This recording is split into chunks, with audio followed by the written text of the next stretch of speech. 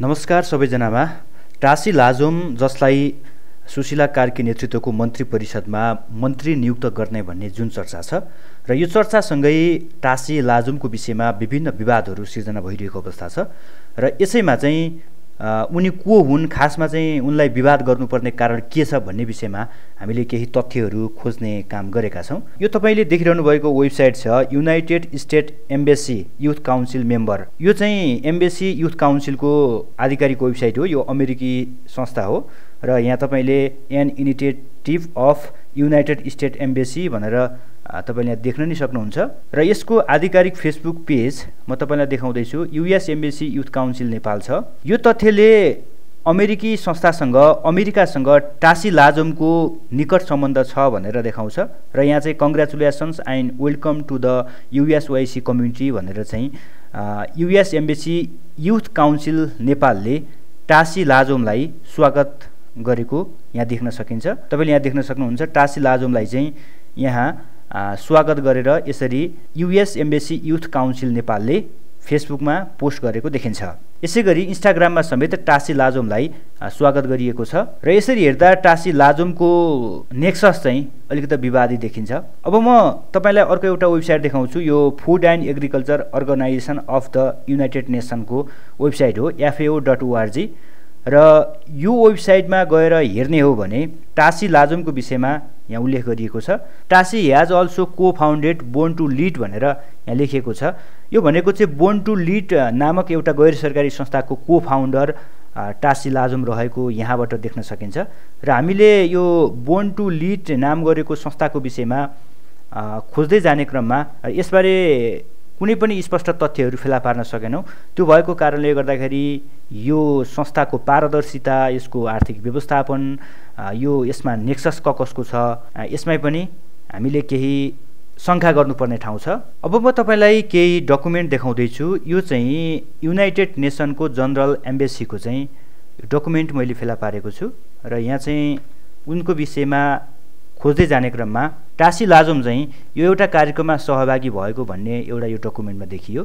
त्यो कारणले गर्दाखेरि पनि टासी लाजोमको विषयमा केही शङ्का गर्नुपर्ने ठाउँ छ। टासी लाजोम सहभागी भएर यो जुन कार्यक्रममा सहभागी भएर यो लिम भ्यालीको विषयमा चाहिँ उसले जानकारी गराएको भन्ने कुराहरू यहाँ उल्लेख गरिएको छ। एडिबीको कार्यक्रममा चाहिँ सहभागी हुनको लागि टासी लाजोम गएको यो एउटा तथ्य पनि छ। यहाँ 6 नम्बरमा तपाईँले देख्न सक्नुहुन्छ टासी लाजोम चाहिँ पार्टिसिपेन्ट भएको यो तथ्यले पनि उनको नेक्सस अन्तर्राष्ट्रिय शक्तिहरूसँग रहेको भन्ने यसले देखाउँछ। अर्को यो हिन्दू कलेज टासी लाजोमको विवरण देखिन्छ।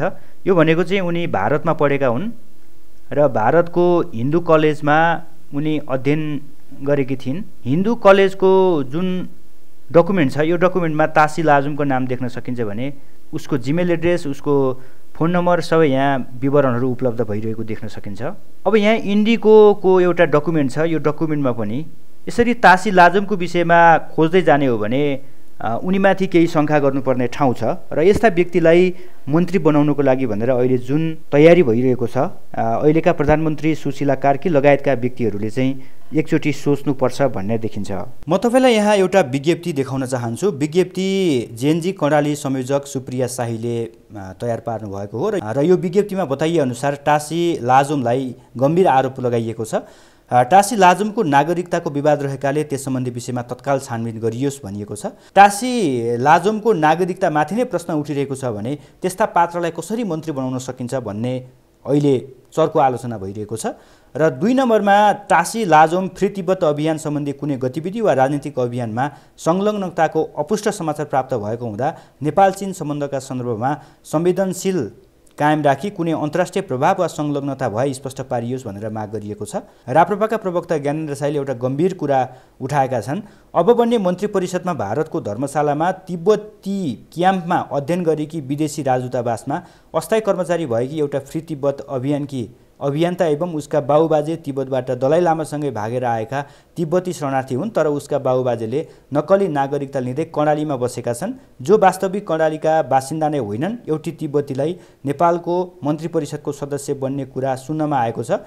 यदि यसरी आँखा अगाडि राष्ट्रघात गर्दै नेपालको सार्वभौम सत्ता राष्ट्रिय अखण्डतालाई आँच पुग्ने काम यो सरकारले गर्यो भने यादगार सरकार केपी ओलीको सरकार 27 घण्टामा ढल्यो भने तिम्रो सरकार 17 घण्टा पनि लाग्दैन भनेर ज्ञानेन्द्र शाहीले लेख्नु भएको छ। उसो त हामीले केही समय अगाडि हिन्दू कलेजको यो विवरण पनि तपाईँलाई देखाइसकेका छौँ। हिन्दू कलेजको आधिकारिक वेबसाइटमा गएर हेर्दाखेरि चाहिँ तासी लाजोमको विवरण देखिन्छ र तासी लाजोमको चाहिँ यहाँ तपाईँको जुन इक्जाम रोल नम्बर छ, तासी लाजोमको इक्जाम रोल नम्बर पनि तपाईँले यहाँ देख्न सक्नुहुन्छ। र यसरी हेर्दाखेरि चाहिँ तासी लाजोम कतै विदेशबाट परिचालित पश्चिमा शक्तिहरूले परिचालित गरेको पात्र हो कि भन्ने पनि देखिन्छ। त्यो भएको कारणले गर्दा तासी लाजोमलाई मन्त्री बनाउने कुरा स्वीकार्य छैन भनेर अहिले चौतर्फी आलोचना भइरहेको छ।